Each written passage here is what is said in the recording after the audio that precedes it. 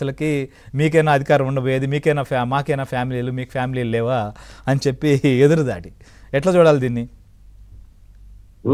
ఒకటి శ్రీహరి గారు, వీళ్ళు ఎవరైతే ఈ తెగబడి చేస్తున్నారో ఇట్లాంటివి, ఇటువంటి వాళ్ళ మీద ఏమాత్రం దయా దక్షిణం చూపకూడదండి.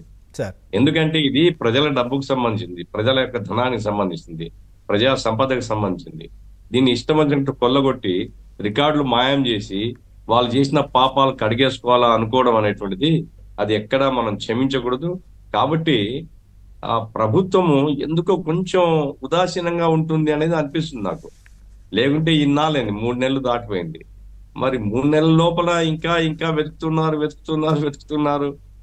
చాలా క్లియర్ గా ఆ ఫైళ్లు మాయమవుతున్నాయి, ఫైళ్లు కాల్ చేస్తున్నారు. ఫైళ్లు కాల్ చేస్తున్నప్పుడు ఎవరైతే డిపార్ట్మెంటల్ హెడ్ ఉంటాడో అతన్ని రెస్పాన్సిబుల్ చేయాలా.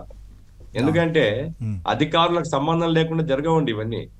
అందుకోసం ఒకరిద్దరిని బుక్ చేస్తే అప్పుడు తెలివి వస్తుంది. అట్లా కాకుండా ఇది ఏదో ఇప్పుడు ఆయన జోగి రమేష్ వాళ్ళకి పిల్లలు సార్ ఎక్కడ సార్ బుక్ చేసేది?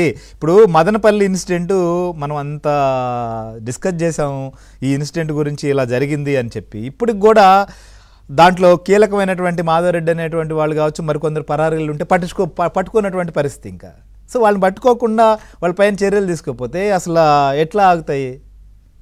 బలహీనత లేదా లోపం ఎవరిదంటారు? ప్రభుత్వందే కదా. ఇప్పుడు ప్రభుత్వం తెలుగుదేశం ఉంది, తెలుగుదేశం లేదా కూటమి ఉంది. ఎవరైతే మాఫియా గ్యాంగ్లు లేదా ఉద్దేశపూర్వకంగా రికార్డులని ధ్వంసం చేస్తున్నారో అటువంటి మాఫియాలను అరెస్ట్ చేయడానికి ఏమడ్డం వస్తుంది వీళ్ళకు? కాబట్టి ప్రభుత్వమే ఉదాసీనంగా వ్యవహరిస్తుంది, తప్పిది.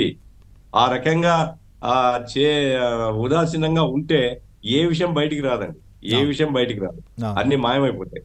కాబట్టి ఖచ్చితంగా ఎవరైతే బాధ్యత ఉందో అధికారుని బుక్ చేయండి.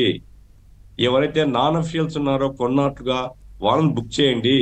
ఏ విమర్శ వచ్చినా విమర్శను పట్టించుకోవాల్సిన పని లేదు.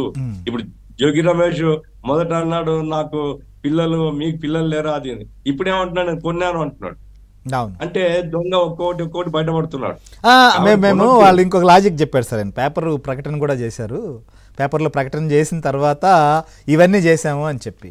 సో పేపర్లో ప్రకటన చేస్తే ఇవి అటాచ్మెంట్లో ఉన్నాయని చెప్పి ప్రకటన చేశారా? అసలు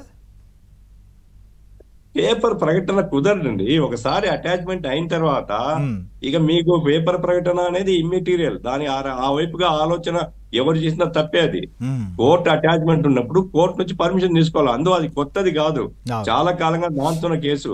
అది వేల మంది షేర్ హోల్డర్స్ లేదా డబ్బులు పెట్టినటువంటి వాళ్ళకి సంబంధించిన కేసు.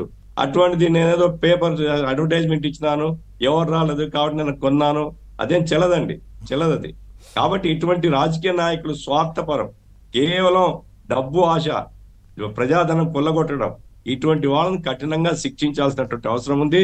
అది మదనపల్లి కేసులో కావచ్చు, అది ఇతర కేసులు కావచ్చు, అట్లాగే రాజమండ్రి కేసులో కావచ్చు. ఎవరు బాధ్యులో వాళ్ళ మీద చర్యలు తీసుకోవాల్సినటువంటి అవసరం ఉంది. ఆ రకంగా చర్యలు తీసుకోకపోతే కూటమి ప్రభుత్వానికే నష్టం జరుగుతుందని నేను చెప్పదలుచుకున్నాను. రైట్.